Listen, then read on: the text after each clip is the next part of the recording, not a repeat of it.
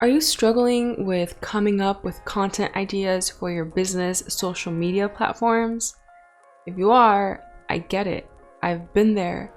I also work a full-time job, am a solopreneur, have to juggle personal and professional responsibilities, so I understand that it's so easy to get overwhelmed by all of these different aspects of our business, and it's especially easy to get overwhelmed with social media. However, it's important to realize that social media is a big aspect and driving factor for online businesses. So it's important to figure out how to streamline our content strategy so that we can post on these social media platforms with more ease and less stress. Something that is going to completely eliminate that struggle for you of not knowing what to post on social media for your business platform is to identify specific content pillars. Just to define what content pillars are, these are content categories or buckets or topics of focus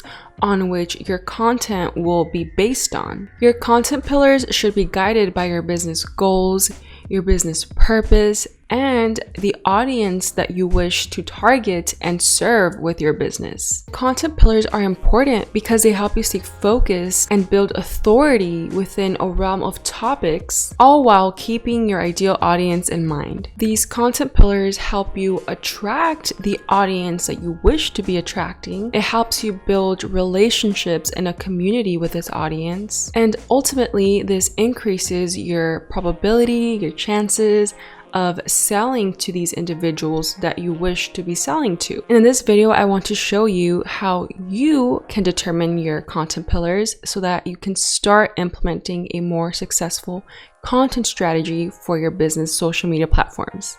And I'm going to give you a brief summary or agenda for this video so that you know exactly what you're going to be getting out of it. I'm going to briefly cover how to determine your business purpose, your business goals. I will briefly touch on determining your ideal client, which I previously made a video on. I will talk about a freebie that I made that you can access today that will help you with this entire process. We will also talk about determining an umbrella theme for your business. And finally, we will see how all of this will funnel into you being able to determine your content pillars and developing subtopics for each of those content pillars that you select. Okay, so let's start by talking about the first thing that should absolutely happen before you select any content pillars. Determining these foundational aspects of your business will really give you a clear idea as to what your content pillars should even be. So just to give you an example with my business. With my business, I focus on content strategy and other business and entrepreneurial type tips.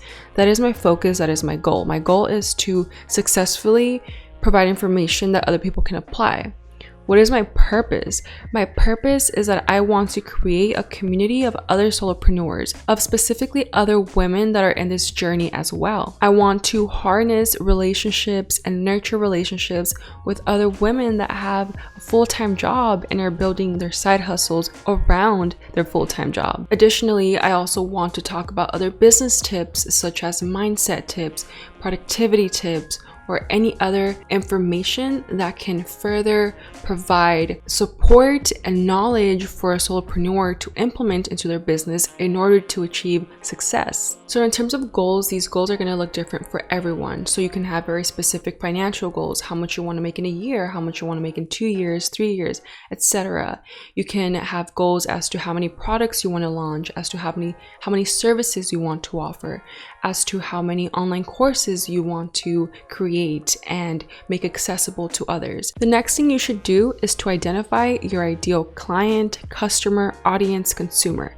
Identify the target persona that you want to be selling to, that you wish to be speaking to, that you want to reach with your product or with your services. And I previously went into great detail on this topic in a video that I made, so go ahead and watch that video in order to get a more thorough understanding of what I mean by this. I also made a freebie that can help you with this, and I will talk about this freebie later, but you can also go ahead and access that in the link in the description box below. So next, something that will really facilitate you determining your content pillars is to identify an umbrella theme for your business. This is very important and will later facilitate and guide you when you're selecting your content pillars.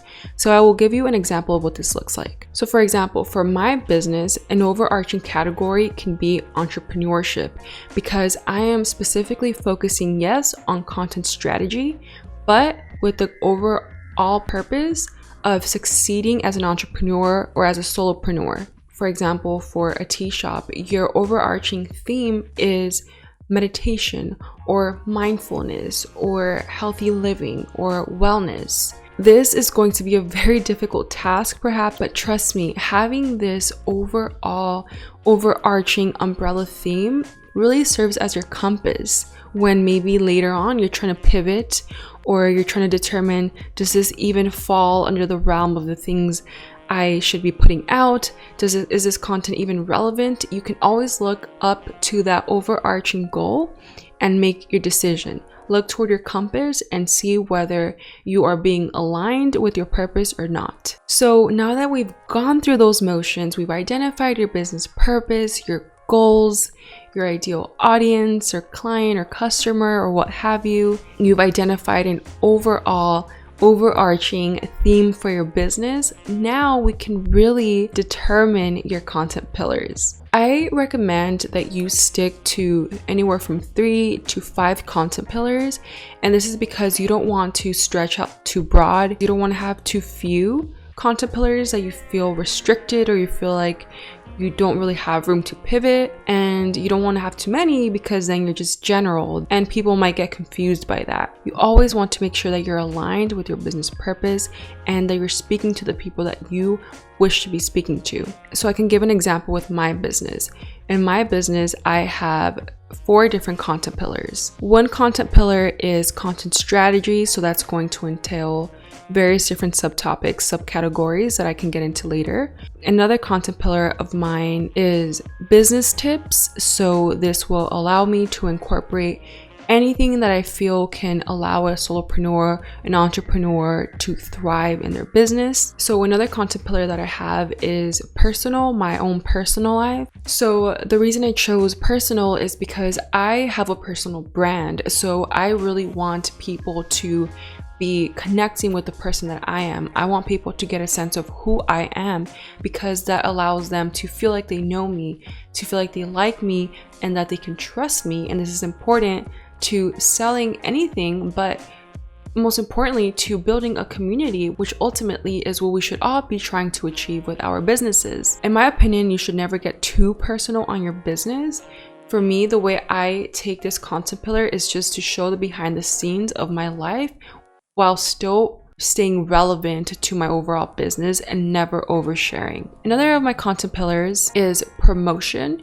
So I selected promotion because this allows me to be able to talk about my different freebies that I put out, different courses that I ever make, different digital templates. This just allows me to talk about the content that I am creating that serves more as resources to my overall community. And also by having a promotional content pillar, I am reminded that I should be promoting my resources, because at the end of the day, I am a business and it's very easy to lose track of the balance that you should be putting out in terms of content in regards to how much promotion versus educational versus nurturing type of content. So for example, if you are a lifestyle blogger, maybe some of your content pillars can be productivity.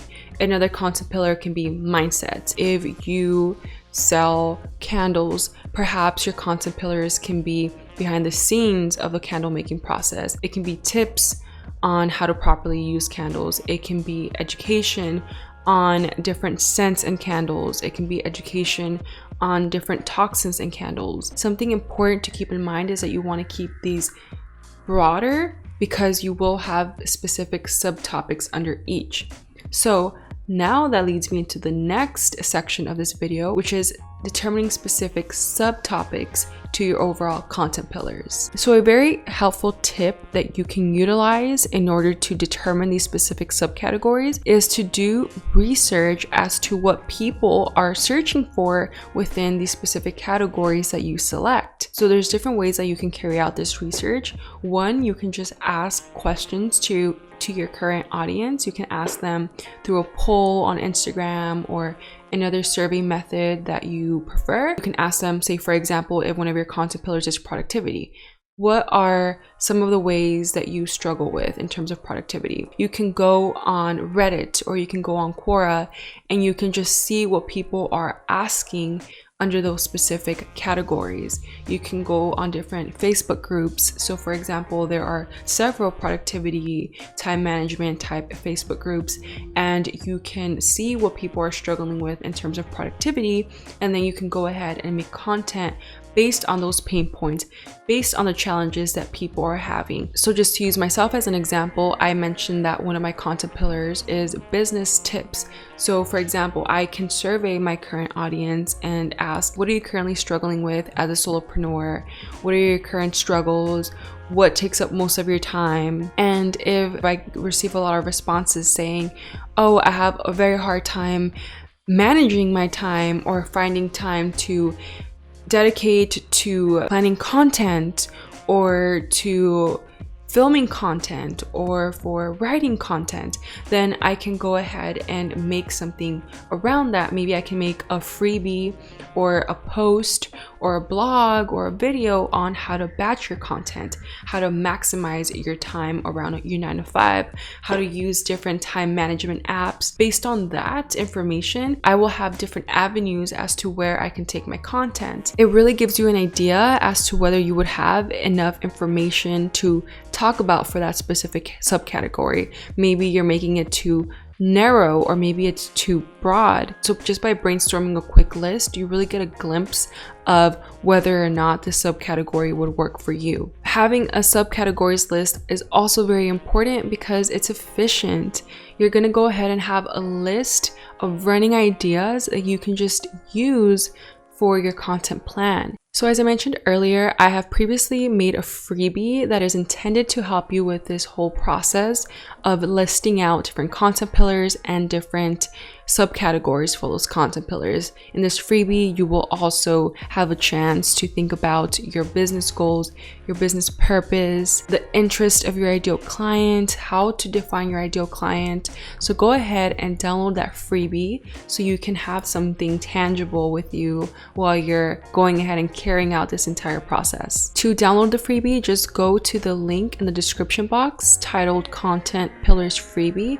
Click that link and go ahead and put your email onto the pop-up menu, and you will go ahead and get this freebie directly to your email inbox. That's going to be it for today's video. Go ahead and watch the previous video that I made on defining your ideal client if you haven't already. And if you want to stay tuned and up to date with me, go ahead and follow me on Instagram. I also have a new Facebook community if you want to be surrounded by other women solopreneurs that are growing their business around their full-time job. Go ahead and follow me on Instagram and I'll give you the link to our Facebook community, and you can be one of the pioneers because we're really trying to grow this community to have a lot of other women that are supporting each other and really just learning from each other. That being said, I will see you in the next video. Bye.